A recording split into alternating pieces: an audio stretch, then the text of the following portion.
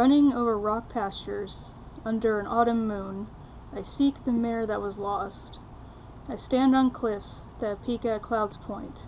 I stand under the winter's pale sun, and under the rains of spring, and the scent of wild thyme floats through my mane. I am the dancer. I look for the mare that was lost, from the stalking of the dark horse.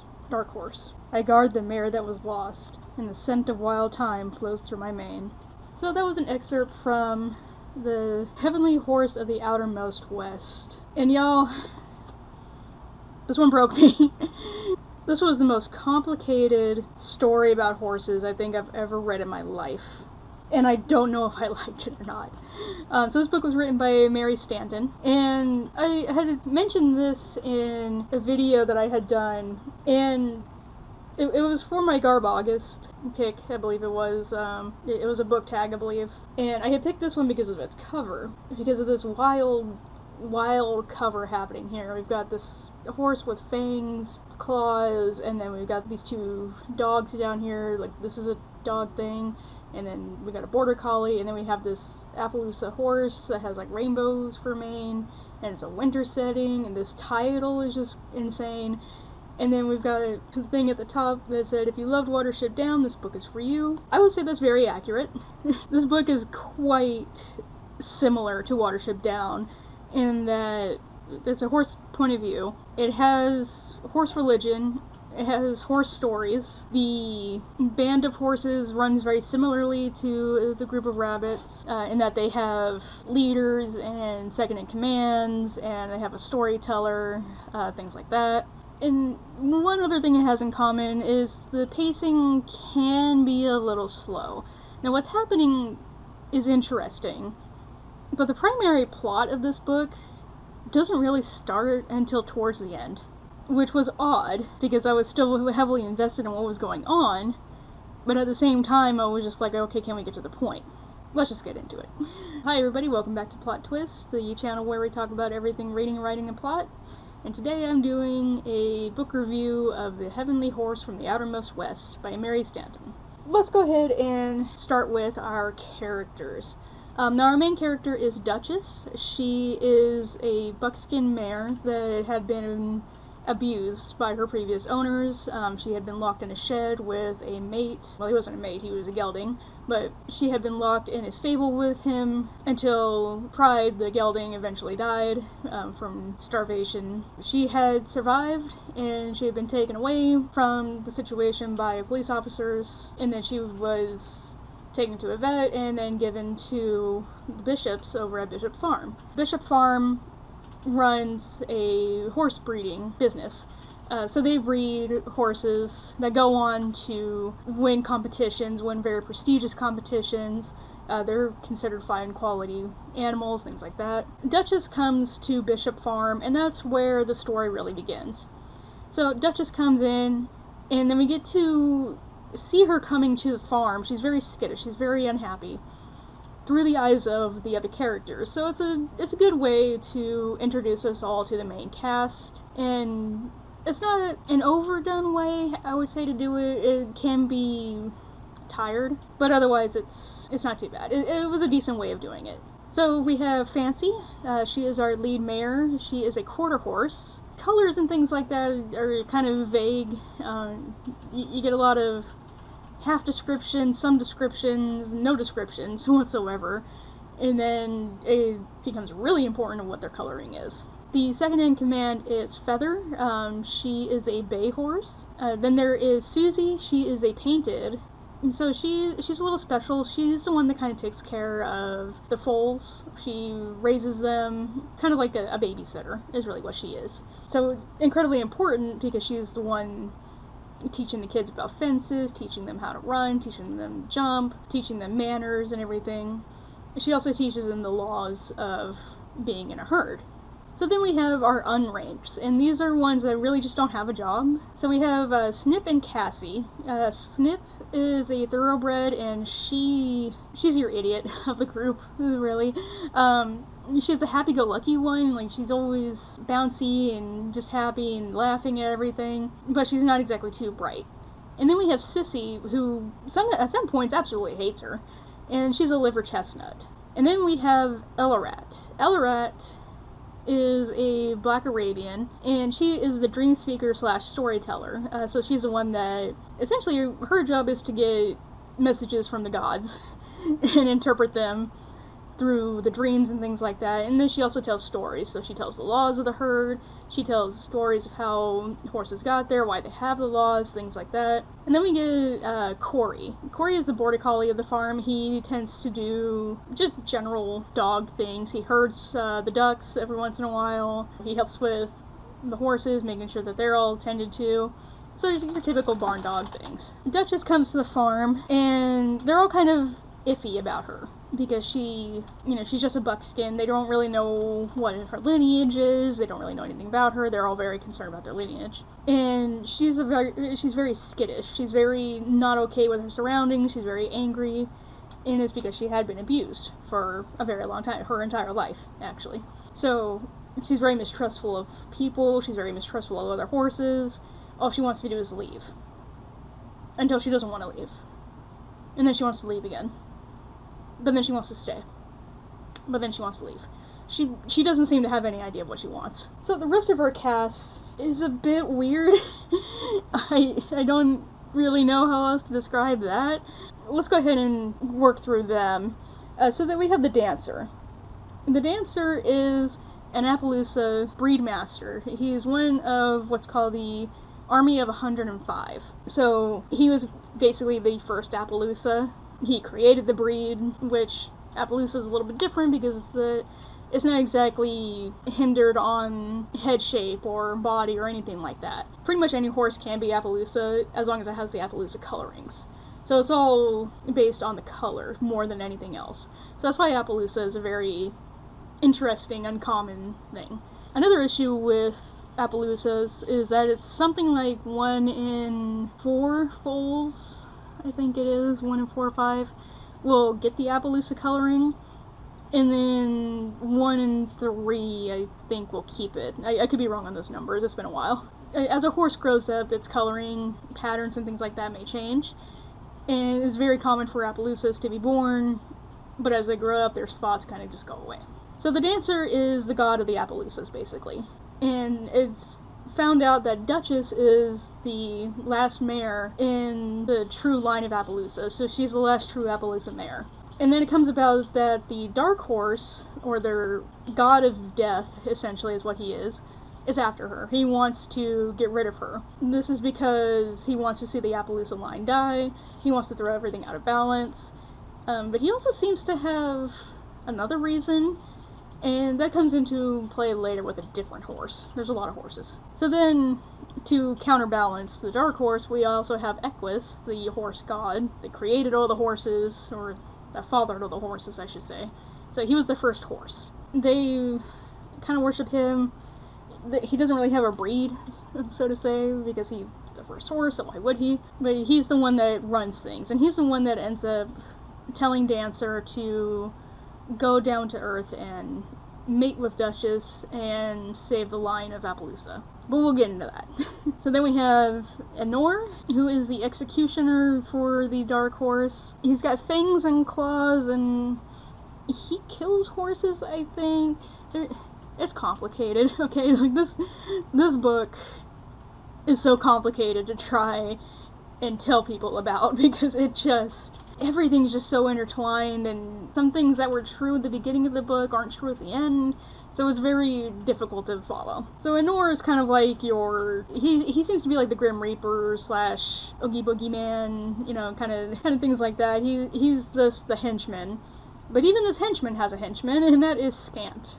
He is a little undead canid dragon thing that doesn't really get explained ever. They really just talk about how he's got a skull for a head and don't really give us much beyond that. And then finally there is Saisha. I think I'm saying her name right, I'm not sure. But she is once the breed mistress for the dancer. So she was actually the female equivalent to the dancer. But then something happened. She ended up betraying the dancer and going over to the Dark Horse, and she turned into his soul eater. So now she goes around eating the souls, I guess, of horses that they kill. I don't know.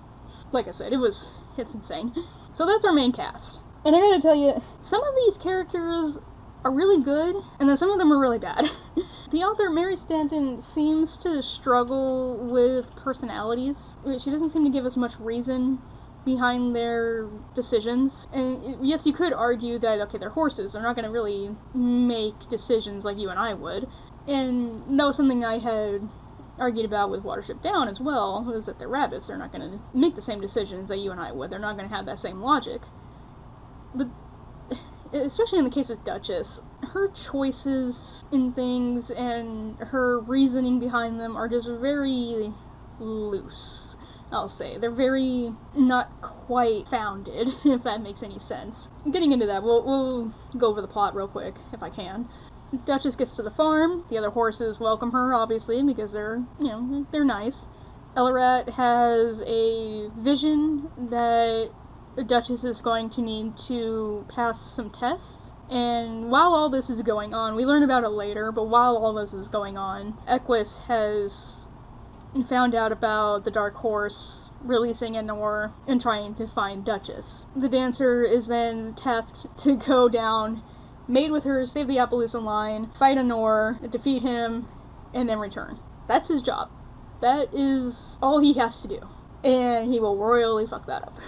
So while the gods are doing their thing, Ellerat gets that vision that Duchess is going to have to pass this test, or this series of tests, but she can't know about it, she can't prepare for them, she can't know anything what they're for. But then Ellerat just kind of like starts dropping hints that she's going to need to pass these tests.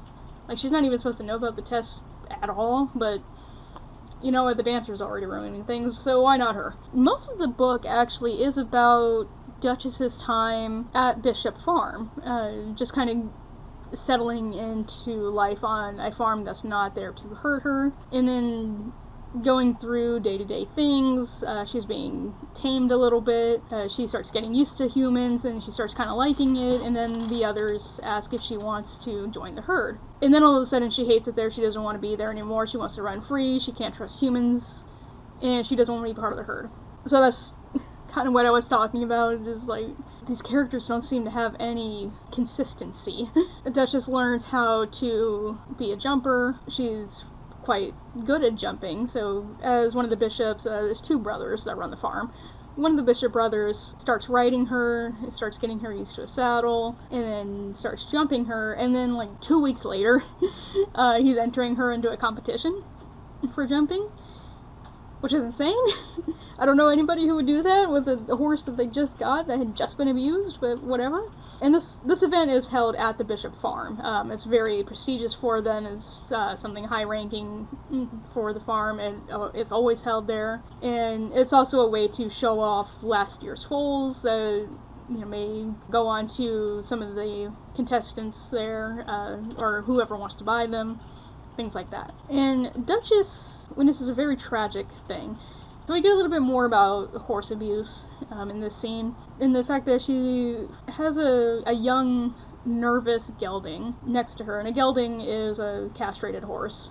So the gelding is very, very nervous, and she's reminded of her old stablemate, Pride, that had died, and so she's very nervous for him as well, but she's trying to help calm him down. And then his rider just kind of forces him out there. He's clearly not ready for these level of jumps, which, by the way, the bishops put her in like the hardest jump category, even though she's only been there for like 2 weeks. I don't understand, but whatever. The gelding runs out there. He makes over a couple of jumps, but then he gets scared over another one, and he freezes, which ends up causing him and his rider to fall, and the gelding ends up breaking his leg. So very sadly, the gelding is put down. This sets Duchess off again. She does not want to be part of the herd anymore. She doesn't want to be part of the farm. She wants to leave. She hates this. So then we have the dancer coming down from the outermost west, which seems to be horse heaven. And Equus has given him the task of finding Duchess, mating with her, dealing with all that. But he's also given him some restrictions. Duchess can't know who he is. Duchess can't be aware of her role in anything. He has to avoid temptation and things like that, because it's been millennia since he first stepped hoof on grass. So he might forget himself a little bit and try to relive as a regular horse. And he immediately, upon meeting her, he immediately messes that up. So he gets to Earth, he comes down from the mountains, he ends up getting captured by some horse wranglers. And what these people do is they go out into the wild, they capture horses, bring them in, and get them auctioned off, and this is to help control the horse population, because otherwise they end up starving to death out there. Unfortunately, some horses do end up getting killed, either from being just sick or injured, or nobody buying them. So that is an unfortunate thing, but it's just what happens, unfortunately. So the dancer comes down, and that's where Saisha and Scant come in for the first time. They kind of trick him into running into the slaughterhouse. It's nighttime, it's dark, he doesn't know where he's going, and he's not sure what's happening. He's just getting followed by dogs, and now he's mortal, so he can actually be hurt and he can be killed. So he's trying to avoid that. He gets thrown into a slaughter machine, and it's just a very basic machine, holds the horse down, and do the thing, and then go. Luckily, though, he is saved by the bishops, and then taken to Bishop Farm. And that passage that I had read earlier, that's the very first thing he says to Duchess. So he explains who he is, what he is, and why he's there. And to prove that this is what he's doing, they all know the stories of Equus and the 105 and Saisha and the Dark Horse. They know all these stories. Alarat knows all these stories. And she tells these stories throughout the novel, too.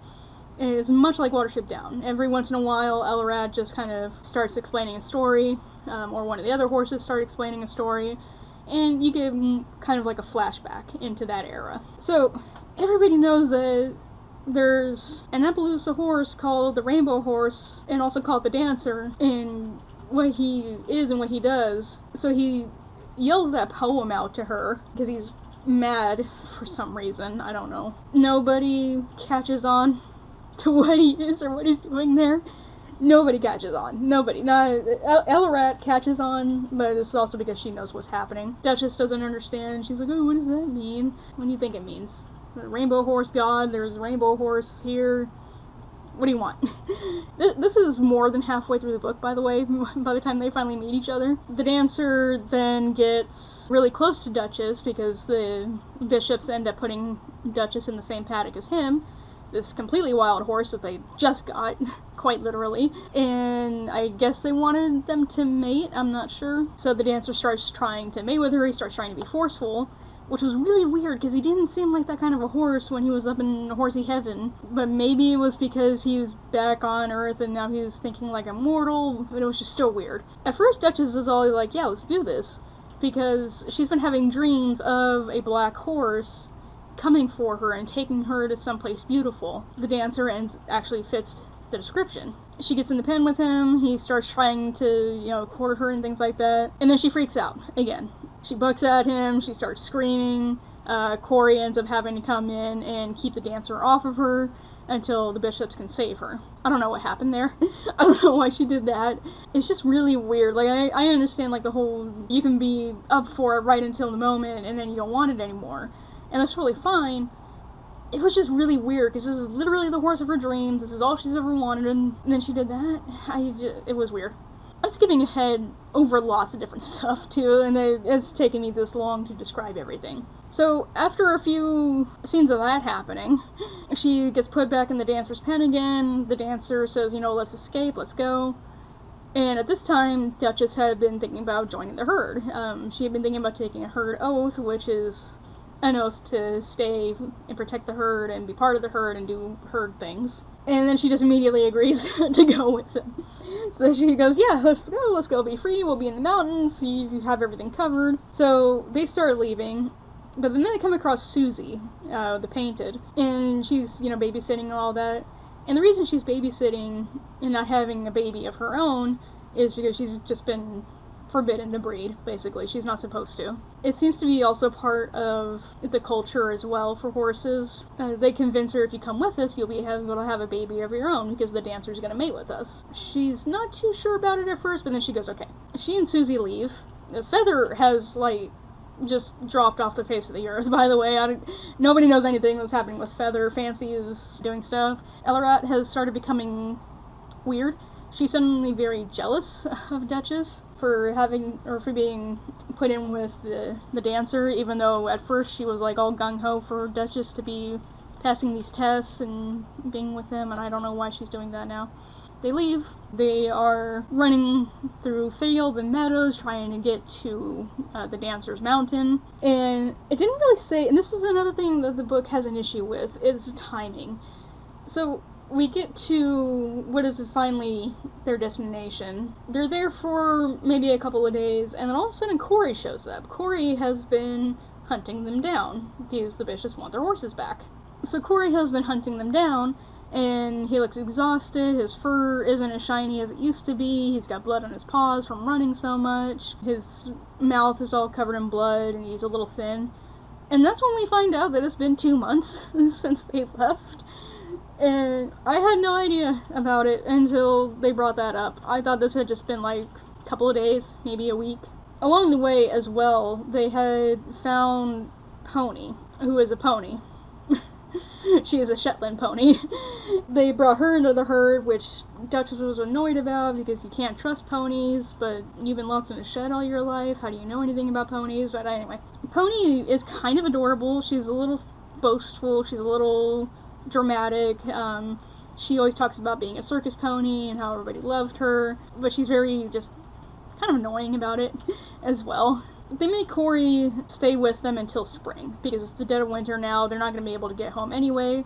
And Susie and Duchess are already carrying the Dancer's foals. And they're not too sure about Pony yet, which is the most hilarious pairing I think I've ever seen in my life. So they're waiting to see if she's going to be with Foal as well. So they're kind of waiting on that. So Corey agrees, and he helps them survive through the winter. As it continues on, Pony ends up kind of coming in and out of the herd. She goes wandering off and seems to be finding food when nobody else really is. And so they finally confront her about it. And then it all comes crashing down. She's not actually a circus pony. She was a pony riot pony. And she's been wandering off to see Anor. And Anor has been just chilling. And all this time, too, the Dancer has been continuously leaving and coming back and leaving and coming back, which is really weird for a male horse. They typically stay roughly close to the herd. Not the Dancer. He just, like, pops in every 3 days. Like, hey, y'all still alive? Good? Yep, cool. Okay. And then he just leaves. And it turns out that the Dancer had been waiting for Anor. This is where it's really weird, because then we start passing into other realms. The Dancer ends up fighting Anor. He fights Saisha as well. Saisha gets upset with him. They talk about the betrayal. And then it ends up the Dancer no longer has his powers because he has failed his task. And so he makes a deal. If Duchess leaves and he takes her place, then everything will be fine. And this is all for the sake of balance. So that ends up happening. So Duchess and Susie and Pony, who, by the way, is confirmed to be carrying a foal, but it's possible that it's not the Dancer's foal, it might be Anor's. So that's a thing, I guess. So another thing that's been happening too is that ever since they've left the farm originally, Susie has been sick. She keeps coughing, things like that. At one point she can't even move. And this just kind of pops up out of nowhere. But then it's explained that she usually gets shots from the vet to help keep her healthy. We never see that at any point. The vet and a farrier come in several times. That never gets brought up, so that was weird. So they go back to the farm. Everybody's there except for Ellerat. Ellerat seems to have disappeared. And a new horse has come to the farm. They kind of all get acquainted, and it's revealed very, very quickly that this new horse is actually Saisha, because she ended up sacrificing herself for the Dancer. So the Dancer's back up in horsey heaven, and then all of a sudden it's found out that Ellerat has taken her position, because she was so jealous that she thought an Arabian should have been the one to carry the Appaloosa line. That's all I got for you. I don't really know what else happened. Susie dies, Ellerat dies, they end up having the foals. Then there's this other epic battle about Pony having her baby, And she wants Corey there because she wants Corey to kill it if it's a Norse. Which I don't know how they're going to figure that out. But anyway, the baby is eventually born. An Orr gets chucked out of nowhere, I guess. Egwis gives Duchess and the dancer a deal. And he said, okay, well, you two can go live out your lives as horses, and then you just come back here. So they agree to that, obviously. Pony has her baby. It's not a Norse. And yeah, then everything's good. I guess. So, that was the plot. And as you can tell, that took me a lot of time to get through. This is only a 340-page book. This is not a long story, but there was so much happening. So you can see why I was really interested in everything. But when you break it down, Duchess being at the farm, it's most of the book. And like I said, the Rainbow Horse basically explaining everything right away. Everybody just explains everything right away to her. So it was just really weird. Like I said, a lot of stuff's happening, a lot of very interesting stuff is happening, but the pacing is just so weird. It takes forever for all that stuff to really kind of come together. My feelings on the book are kind of 50-50. I liked it a lot. It was really good storytelling. The writing is beautiful. Descriptions are a little bit lacking. The characters are a little strange. They can be a little two-dimensional at times, or even, especially in the case of Feather, just gone for most of the book. The religion and everything is really complicated, but at the same time is really easy to understand. So like as you're reading it, it's easy to understand. But when you're trying to explain it to somebody, it's totally just gone. It was a very interesting book. I think if I had to give it an out of 10, I would give it a solid 5. It's not a terrible book. It could have been better, but it was very entertaining, and I did actually enjoy it. I think the plot could have just been chopped up a little bit more, maybe streamlined a little bit more, and that would have been okay. So yeah, this broke me. I was struggling the entire time. I took notes and everything, and I'm sure I missed a bunch of stuff as well. And like I said, everything that I did talk about, just small parts in the book, and they took forever. So, at the end of the day, I would recommend reading this book if you liked Watership Down. It's a really good comparison, actually. It has a lot of the same feel, it has that same flavor. If you like horse books, you'll probably enjoy it quite a bit. If you like fantasy, it's kind of there. You know, you get the gods and things like that, but not a whole lot of magical stuff happens. This is definitely one of those books I would say read it for yourself and find out. So that would be it for today. Thank you so much for joining us here on Plot Twist, and keep reading. Have a good one.